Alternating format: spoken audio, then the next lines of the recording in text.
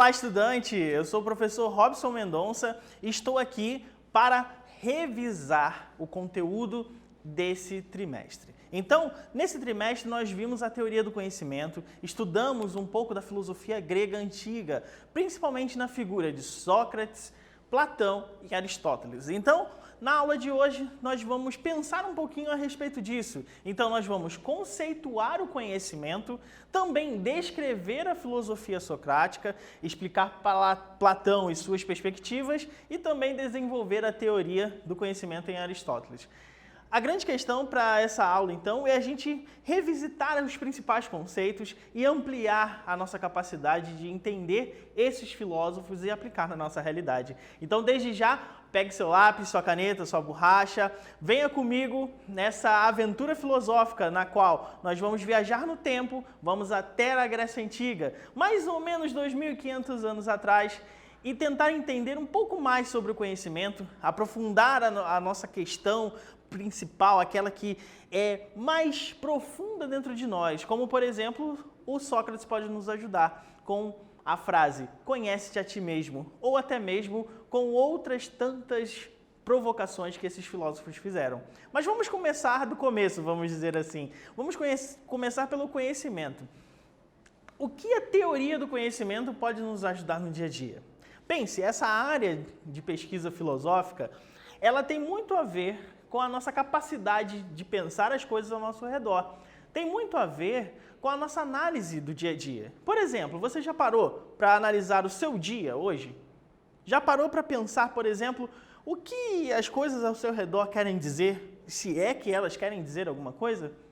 Já parou para pensar que pode ser que você não conheça as coisas ao seu redor? Pode ser que exista algo que ainda falte a sua dedicação, a sua racionalidade, pensar sobre ela, a sua sensibilidade dedicada em cima das coisas ao seu redor. Então pense comigo aqui, como os filósofos antigos desenvolveram a sua filosofia? Essa pergunta vai nos ajudar a nortear o nosso pensamento, ou seja, estipular um caminho pavimentado para a nossa reflexão.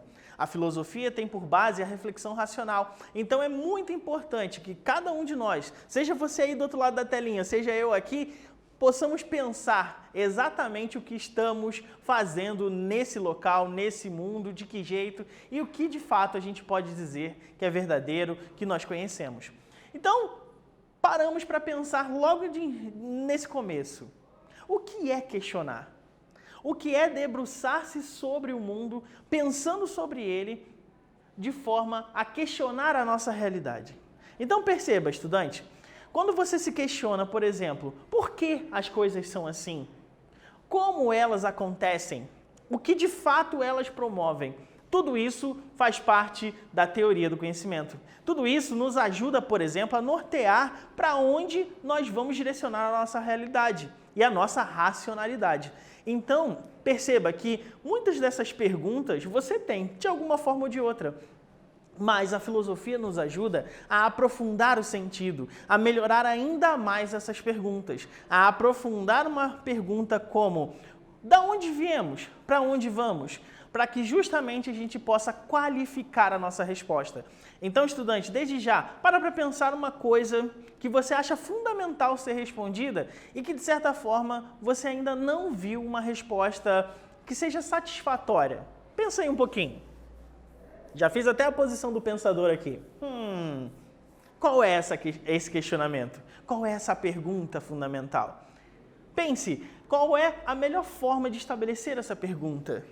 E talvez a gente vai encontrar agora na filosofia, nesses filósofos que vamos ver na aula de hoje, algumas dessas respostas. Pense aí, se você tem alguma questão muito fundamental a ser respondida. Para que a gente enquadre muito bem o nosso conhecimento, a teoria do conhecimento, de um modo geral, nos mostra alguns aspectos, como, por exemplo, nós temos tipos de conhecimento e eles se referem à possibilidade do conhecimento, e nós podemos verificar que existem duas vertentes grandes na filosofia falando disso. O dogmatismo é a parte da filosofia, é a área filosófica que acredita que nós, seres humanos, temos capacidade de conhecer as coisas através da racionalidade. Ou seja, que a nossa capacidade racional, ela consegue conhecer o mundo à nossa volta. O dogmatista não é simplesmente aquele cara que abdica, aquela pessoa que abdica da dúvida ou da certeza absoluta de uma forma bem incoerente, ou simplesmente tem os seus preconceitos e fica neles. O dogmatismo, no senso comum, diz isso, né? Que a gente simplesmente abdique de qualquer questionamento e fique com a verdade que já estabelecemos previamente. Aqui, no dogmatismo na filosofia, é a crença por trás da própria racionalidade de que ela vai sim conhecer o mundo à nossa volta.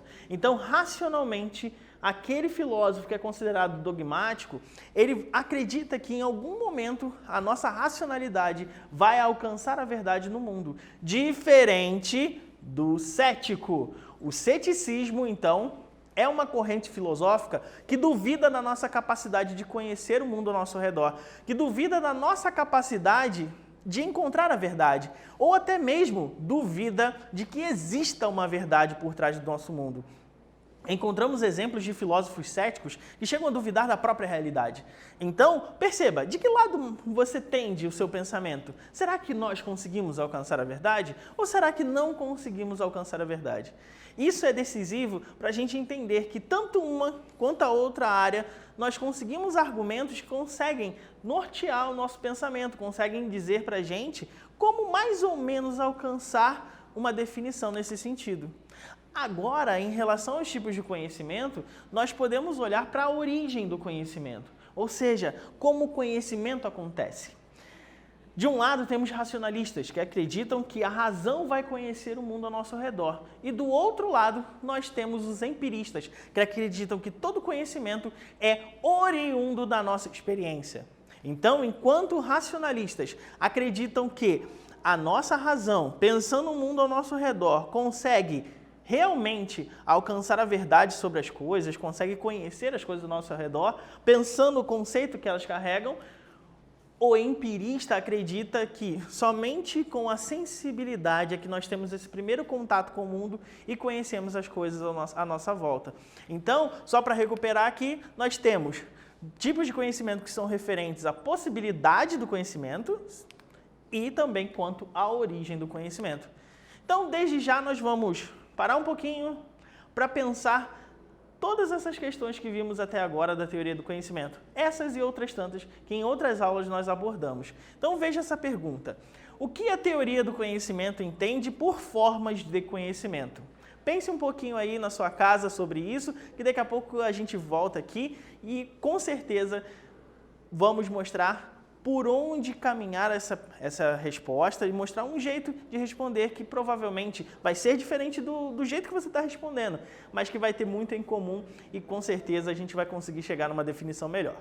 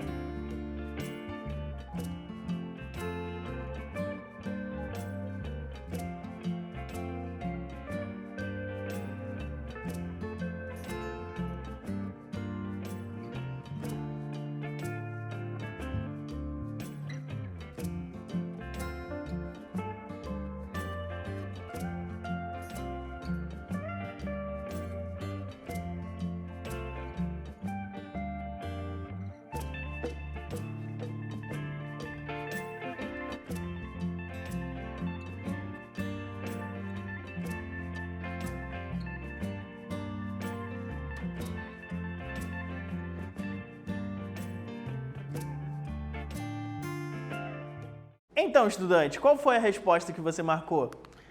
Aqui eu trouxe uma possível resposta. Quanto à possibilidade do conhecimento, o ceticismo e dogmatismo, e quanto à origem do conhecimento, nota-se o empirismo e o racionalismo.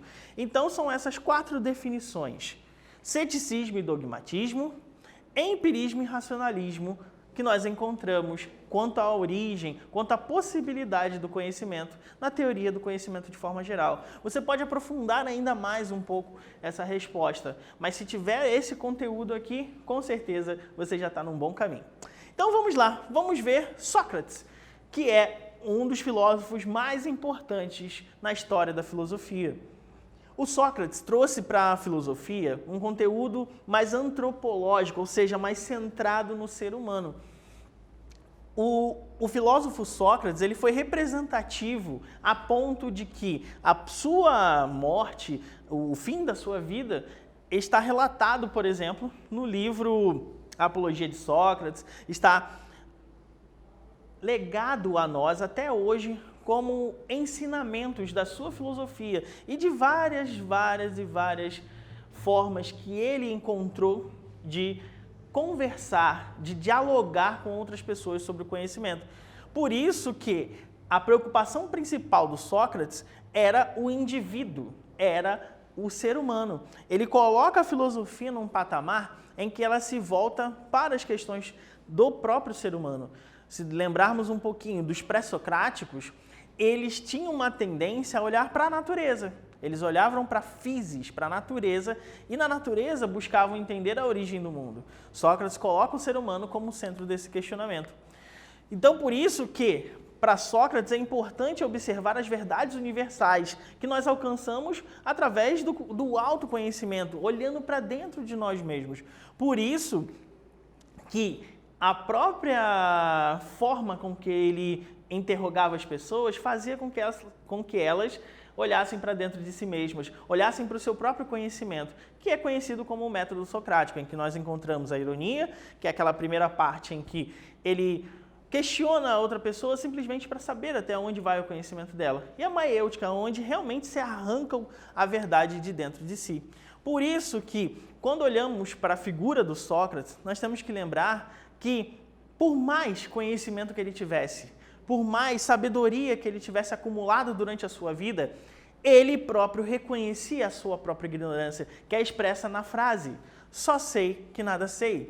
Essa afirmação é o reconhecimento da própria ignorância perante o mundo. Ou seja, eu não sei tudo, mas posso conhecer, porque também é uma atitude ética que me impulsiona a buscar mais conhecimento. Então, só sei que nada sei não é simplesmente falar assim: ah, eu não sei isso e está tudo certo. Não, é reconhecer, eu realmente não sei isso, mas através da minha racionalidade, através da minha dedicação racional, eu consigo conhecer. Então, vamos fazer mais uma pausa aqui e responder essa questão. O que a frase "só sei que nada sei" significa na filosofia socrática? Escreva aí no seu caderno, que daqui a pouquinho eu volto e trago uma resposta.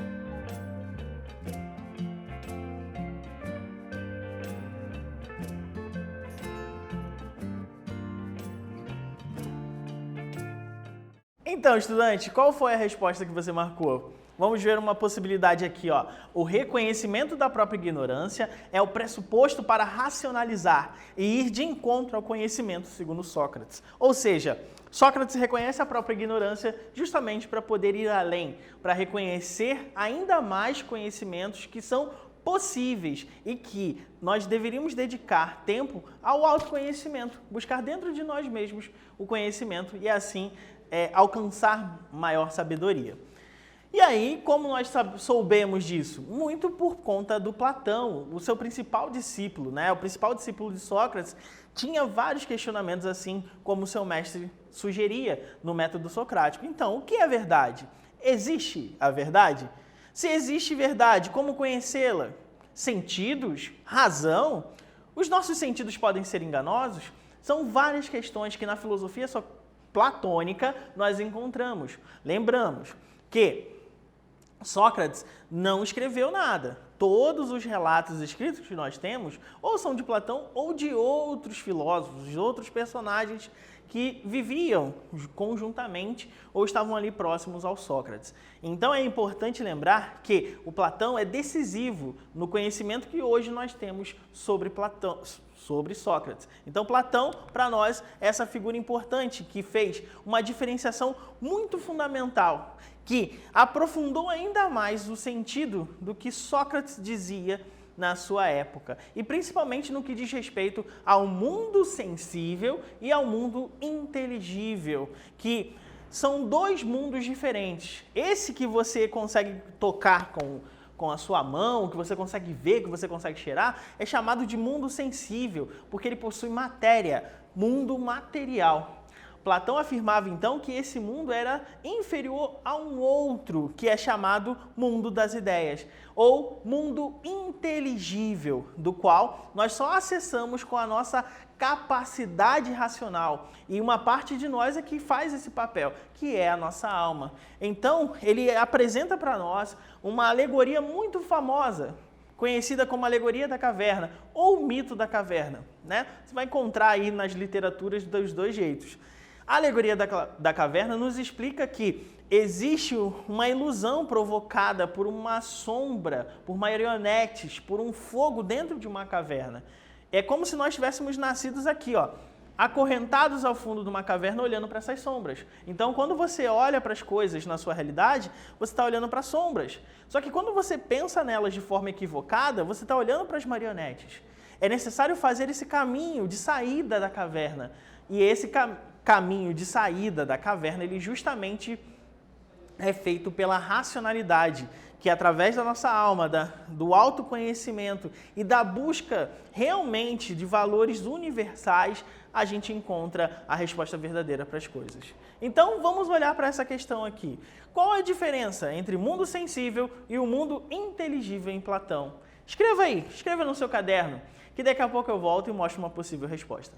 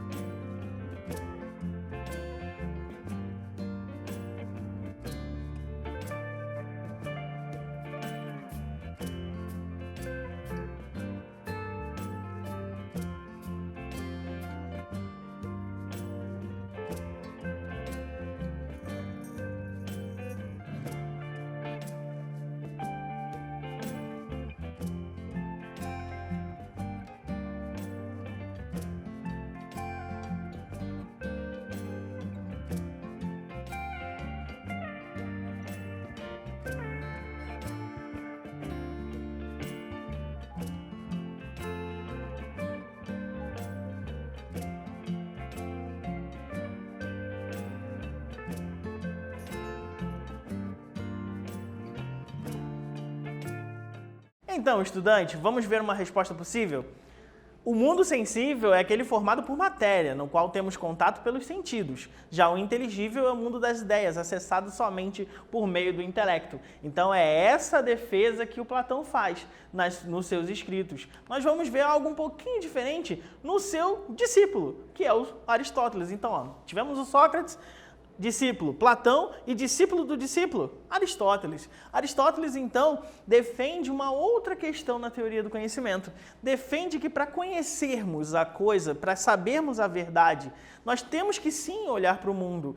Então é ilustrativo entender, por exemplo, que enquanto Platão está preocupado com o mundo das ideias, Aristóteles olha para a nossa realidade, olha para o nosso mundo e afirma que o conhecimento pode vir dessa observação. E por isso nós devemos conhecer as causas das coisas. E ele inaugura 4 causas que são importantes para conhecer cada objeto. A matéria, por exemplo aqui, a madeira, né? A madeira de uma árvore. A forma é quadrada, é arredondada, então quando você pega um pedaço de madeira, você pode pegar ele retangular ou alguma coisa do gênero. A causa eficiente, ou a origem, a eficiência que fez com que pudesse ser um objeto. Então, quando se pegou a madeira, quem é que pegou a madeira e fez com que ela se tornasse uma mesa, por exemplo? Aí seria, por exemplo, o marceneiro, ou o escultor, e por aí vai. E a finalidade serve para sentar e descansar e apoiar as costas. Nós estamos falando aqui, por exemplo, de uma cadeira. A finalidade dela é proporcionar esse descanso, esse conforto à pessoa.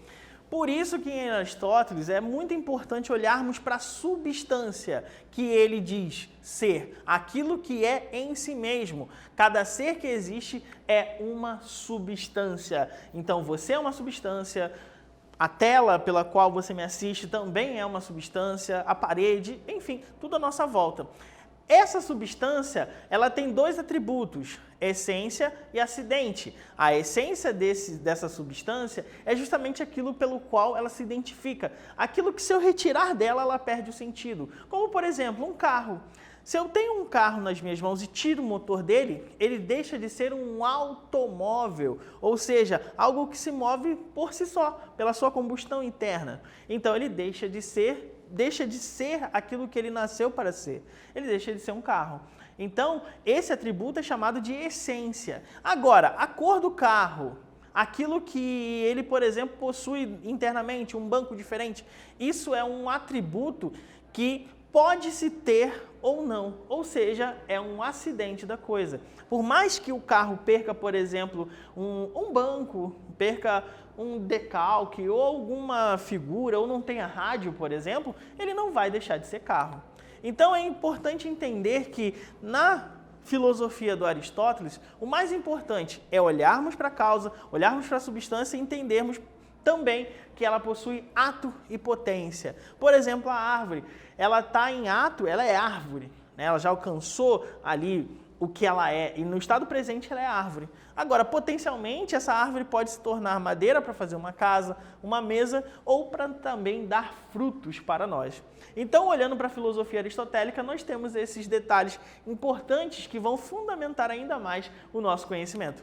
Então, descreva a diferença entre essência e acidente em Aristóteles. Marque a sua resposta aí, escreva a sua resposta, que daqui a pouco eu volto e te explico como responder.